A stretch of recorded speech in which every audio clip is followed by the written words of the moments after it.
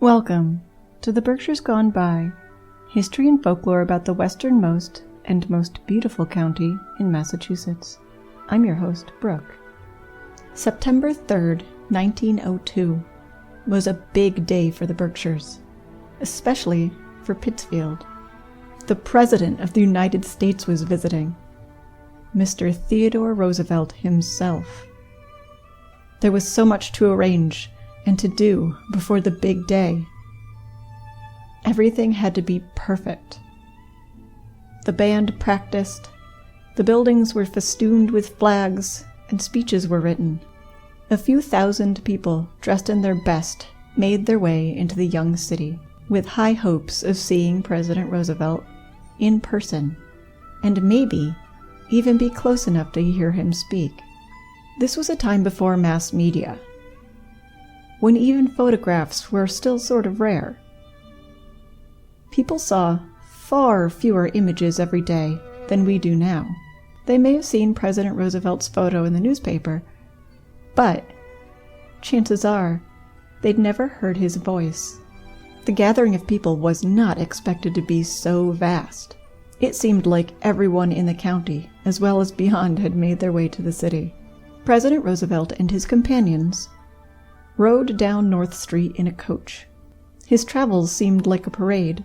People waved to him from every window, and flags seemed to cover every surface. He arrived at Park Square and gave a speech to the teeming audience that erupted in cheers afterwards.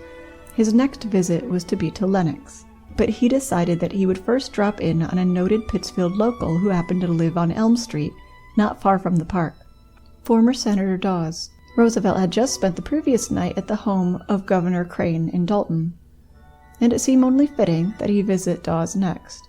So he climbed back into his carriage, a type called a landau, with a few other people, including Governor Crane, a Secret Service agent named William Craig, Secretary Cortelyou, and a coachman named David J. Pratt, who lived in Dalton.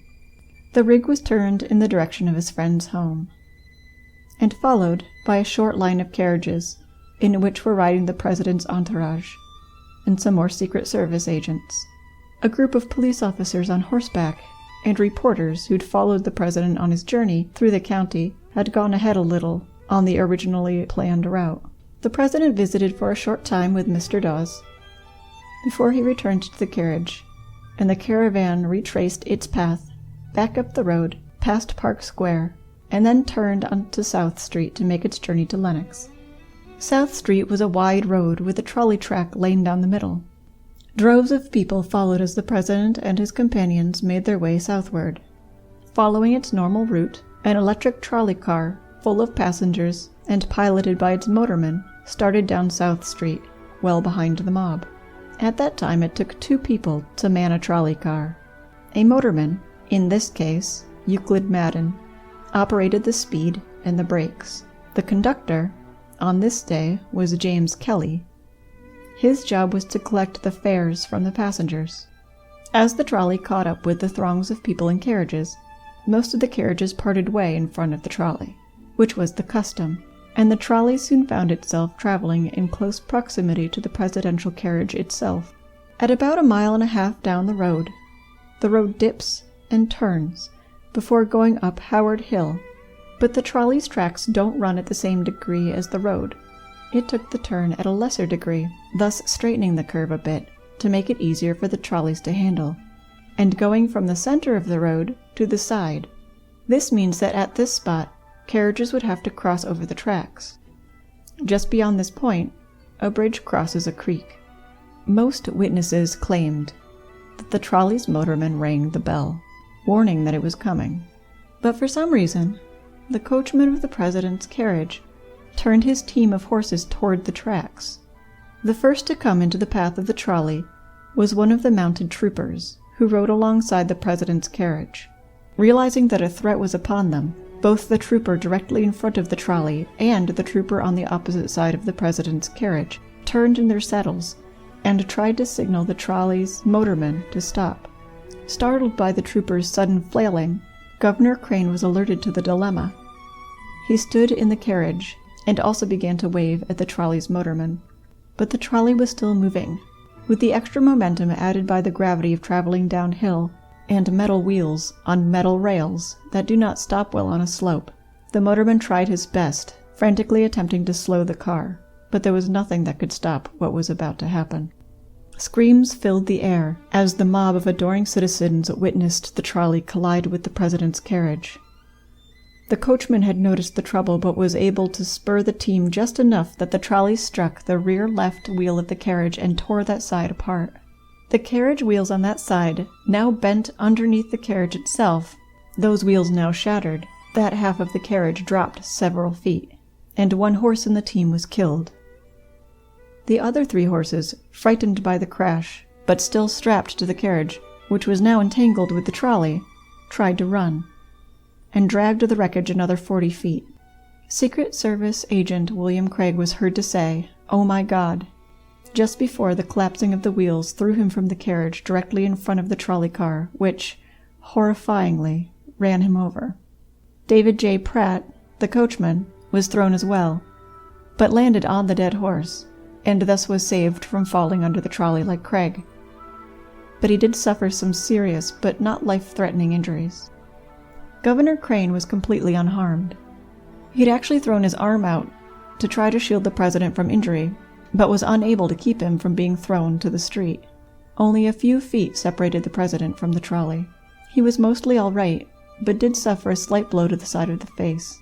Secretary Cortelyou received a blow to the back of the head that left a wound. In a flash, onlookers threw themselves at the charging horses, grabbing their halters and harness until the animals were so heavily weighed down that they were forced to stop. Governor Crane, being unharmed, checked that the president was all right. Roosevelt assured him that he was only bruised, suffered a bloody lip, and was shaken.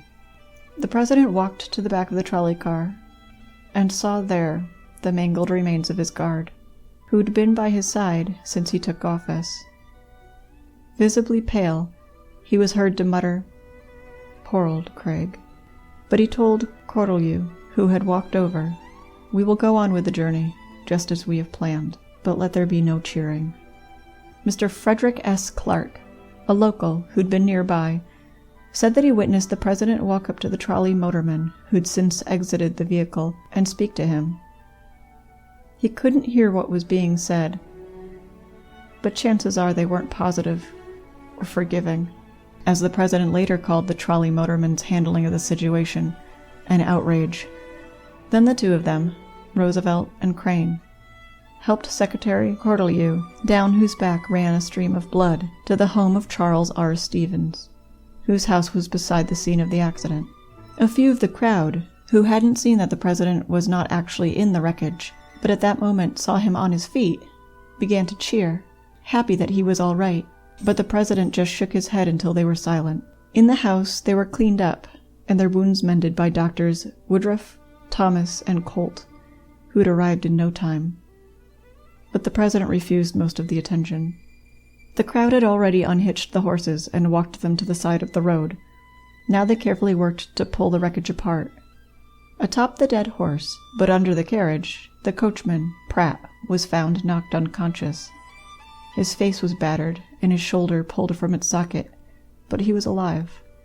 They put him in a carriage of one of the onlookers, who'd followed the presidential procession, and he was rushed to the House of Mercy Hospital. Doctors Paddock and Flynn looked after him there.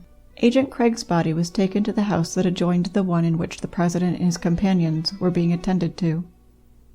Later on, it was put in a cart and taken to the city undertaker. Euclid Madden, the trolley's motorman, and James Kelly, who was the conductor, were both taken into custody by police. The president and his group climbed into another carriage and continued southward. He stopped at the Curtis Hotel and was met with a silent crowd. Word must have gotten ahead of them that something terrible had happened. The battered president stood before them and said, "My friends, there has been an accident. One of our party has been killed. He was William Craig of the United States Secret Service. I had come to have for this man a genuine admiration, not alone for his rugged honesty or for his loyalty to me, but for the devotion and the love which he showed my children. I beg of you that there be no cheering, and no demonstration of any kind. I thank you from the bottom of my heart for the greeting which you have given me." Later on, the president stopped in Stockbridge at the Red Lion Inn and stated aloud his grief. From there it was a brief train ride to Great Barrington, where he again told the gathered residents about the crash. Then he left for the state of Connecticut, then to Bridgeport and Oyster Bay. He had a lot of important gatherings to attend, and was hell-bent not to let anyone down. The motorman and the conductor of the trolley were both held for 8 long hours before the trolley company bailed them out. The two were considered model employees, and they swore that there was no way they could have avoided the collision, that the driver of the president's carriage had turned the horses over the tracks without leaving enough time for a trolley traveling downhill to stop, and any competent driver just didn't do such a thing as to turn suddenly in front of a moving trolley. But Pratt, the carriage driver, repeatedly stated from his hospital bed that the trolley had been traveling at a reckless speed, and there'd been no way for him to avoid the crash. People aboard the trolley, and some bystanders, said that the trolley hadn't been going any faster than normal. Only one person on the trolley claimed to recall another passenger asking the driver to speed up. The motorman, Mr. Madden, claimed that not only was he not speeding, but that there had been plenty of space for the carriage to pass alongside, but that for some reason unknown to him, the coachman hadn't heeded the warning bell, and instead suddenly turned ahead, when everyone knew full well that a trolley cannot stop on a dime. In fact, he said that when he noticed that the crash was imminent, he not only pulled hard on the brake, but threw the engine of the trolley in full reverse. Mr. Kelly, the conductor, did not have control of any sort of braking system, but agreed fully with Mr. Madden's story. The pair faced charges of manslaughter. George and Hugh Craig, William Craig's brothers, didn't live far away, just over in Holyoke. They came to collect William's remains and to bring them to the Oak Woods Cemetery in Chicago, Illinois, the city in which their mother lived. Despite all the witnesses that stated that the trolley was not to blame, but that the carriage had veered suddenly, the two men were indicted for the crime of manslaughter, and after a lot of haggling with lawyers, they were convinced to plead guilty for lesser punishments. It just didn't seem like they'd win against the president, who was heartbroken and furious over the loss of not only a Secret Service agent, but also a friend who used to read to his children and was hardly ever away from his side. There also didn't seem to be any way that they'd turn the opinion of all the people across the country who'd read articles about the crash, written by unethical reporters who overdramatized the story to sell more newspapers.